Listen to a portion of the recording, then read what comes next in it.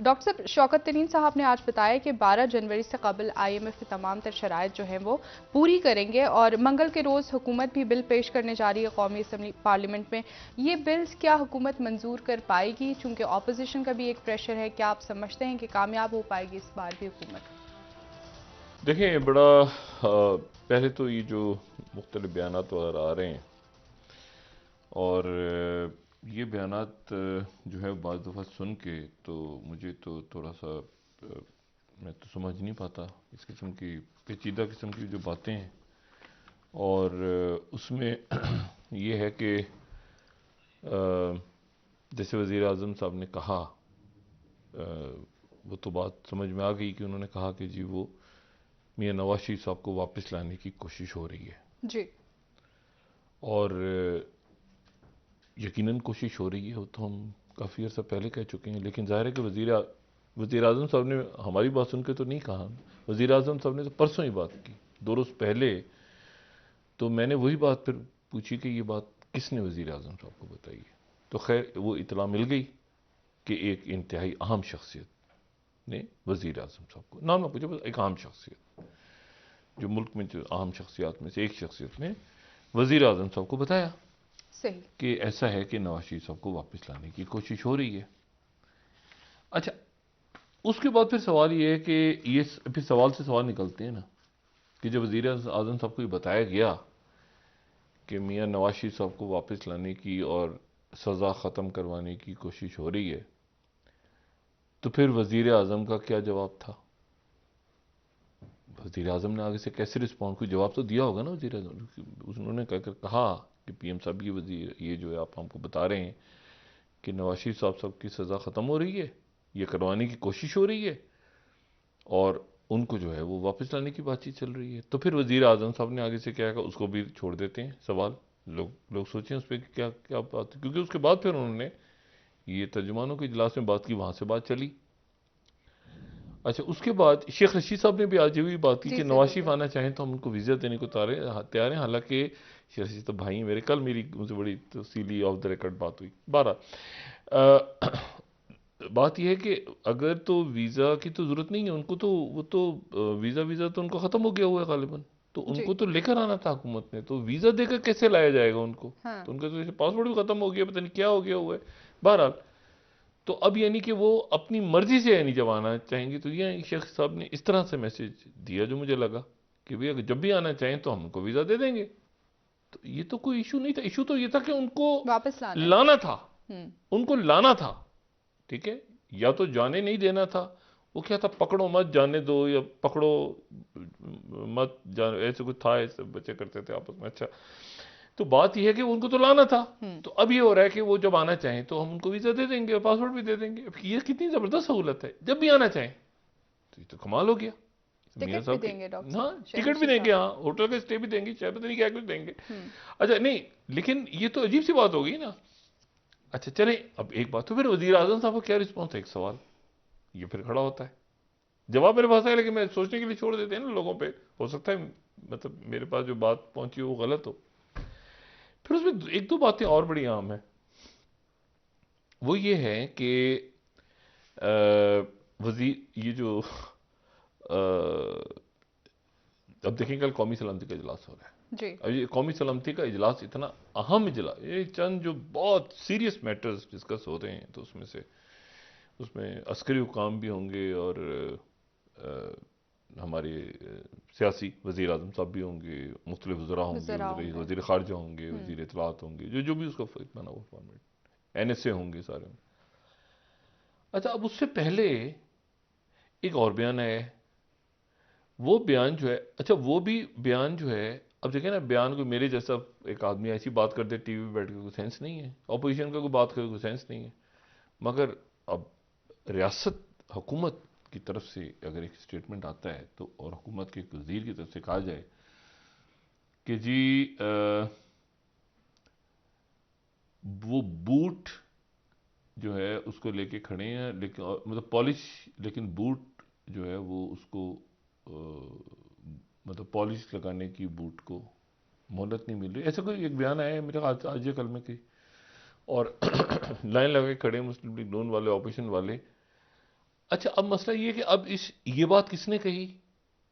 ये बात उनको किसी ने कही होगी ना कि भाई कोई बूट की बूट पॉलिश। लिए खड़े हैं, हाँ, पॉलिश तो करने के लिए वो मुझे तो नहीं तैयार हैं। समझ में आया कौन से बूटों की बात हो रही है, कहाँ हो रहा है। लेकिन चूंकि बयानात ही आ रहे हैं ना, तो मुझे नहीं समझ में आ रहा कि जी वो मतलब हमने बूट आगे कर दिए है सर, वो बूट लेके खड़े हुए हैं पॉलिश लेके, लेकिन हम अपना बूट, मतलब ये कोई किसने कहा है या किसी ने नहीं कहा? ये क्या है चक्कर? हमें कुछ बताए, हमें भी कुछ, हमें भी तो बताएं ये हो क्या रहा है इस मुल्क में। तो वो, अब साथ ही कौमी सलामती के इजलास पे सीरियस इश्यूज हो रहे हैं, साथ ये बूट पॉलिश लाइन आगे पीछे, ये क्या है? अच्छा, लेकिन हमें तो बिल्कुल बेहतर, ये हमारे जो बड़े सगीर है ना, ऐसे आपको बात बताऊं इसमें, उस पे सर पे हाथ रख दिया, उससे हाथ उठा लिया गया, ये भी तो चल रही है बहुत सारी बातें। इसलिए उनकी बातों में सुनता हूं, मुझे कुछ समझ नहीं आता। लेकिन मैं सोचता हूँ कि उसकी वजह हमारे बड़े सगीर में एक इंटरेस्टिंग बात अभी किसी से मुझे बताई, मैंने कहा ये क्या हो रहा है, हाथ उठा लिया गया, हाथ रख दिया, क्या है? तो खैर बातों बातों से एक बात जहन में आई, और वो ये कि ये जो थाने कचहरी का जो कल्चर यहाँ पे है ना, तो जो थाने होते हैं पाकिस्तान में भी होता है और इंडिया में भी यकीनन ऐसे ही होता होगा, मेरा ख्याल है, क्योंकि एक ही वो बने हुए हैं लॉज वगैरह।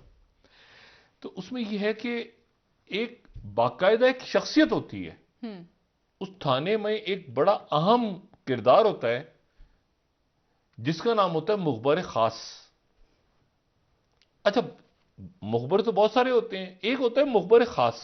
अच्छा, एफआईआर, अक्सर एफआईआर जो दर्ज होती है ना, तो एफआईआर का आगाज ऐसे होता है कि इतलाए मुखबर खास के बाद पुलिस पार्टी तश्कील दी गई, उस पुलिस पार्टी ने छापा मार के बदनाम जमाना, कातिल, मुनशियात फरोश फलां के अड्डे पे छापा मार के 500 लोग गिरफ्तार कर ली।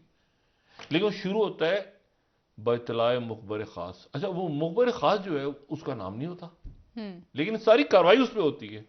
वो एक बदमाश उधर से पकड़ा गया तो एक उधर छापा मार के उसको पकड़ लिया, तो ये अंदर वो अंदर, मुखबर खास। अभी जो मुखबर खास है, इसको एक तरह से इम्यूनिटी होती है। मतलब इम्यूनिटी से मुराद ये भी उठाई गिरा होता है ना, भाई ये जो मुखबरी करेगा थाने में, तो इसको भी इजाजत होती है थाने की तरफ से कि यार तू भी छोटा मोटा कुछ चर्च वर्स इधर, मतलब मैं एक ऐसे ही बता रहा हूँ, उसको भी तू छोटा मोटी भत्ता भत्ता बदमाशियां बदमाशियां कर, मुखबरी हमें लाके ड्यूबे सा करेक्टर होता है, पुरस्कार सा। तो वो एक, बहुत सारे मुखबिर होते हैं और एक मुखबर खास होता है।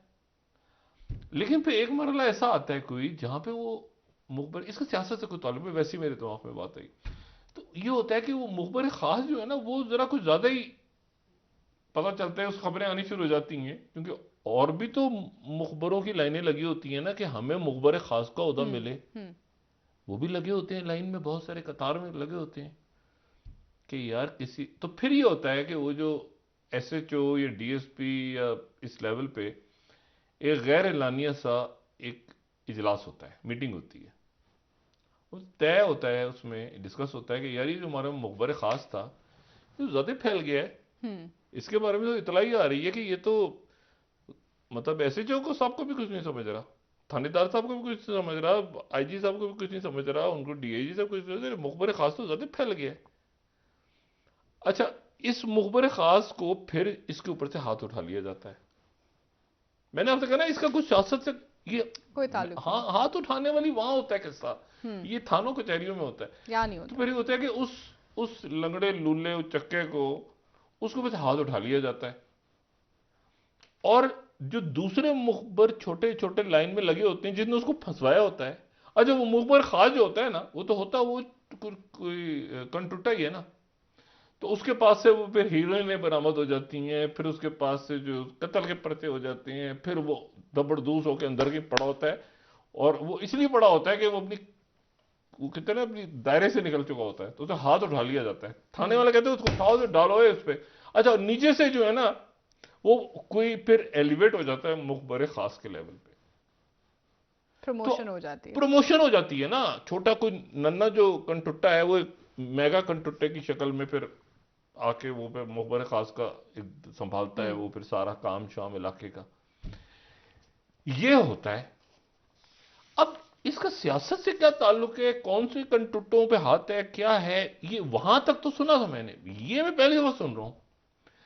तो अब उम्मीद है कि इसके ऊपर जो है कुछ वजाहत वगैरह आएगी। मुझे तो नहीं समझ में आ रहा कि हाथ उठा लिया गया, बूट आगे कर दिया गया। हमें तो भी सीधी सीधी सियासत की बात हम कर सकते हैं, और वो बात हम कर रहे हैं, तो उसको कर लेते हैं बात। वो अब सियासत पे आ जाते हैं। वो जैसे आपने बात की, तो हाथ रख दिया, हाथ उठा लिया, ये तो थानों में कंटुट्टे कर, ये लफंगे लुच्चे जेब कतरे मवाली चर्ची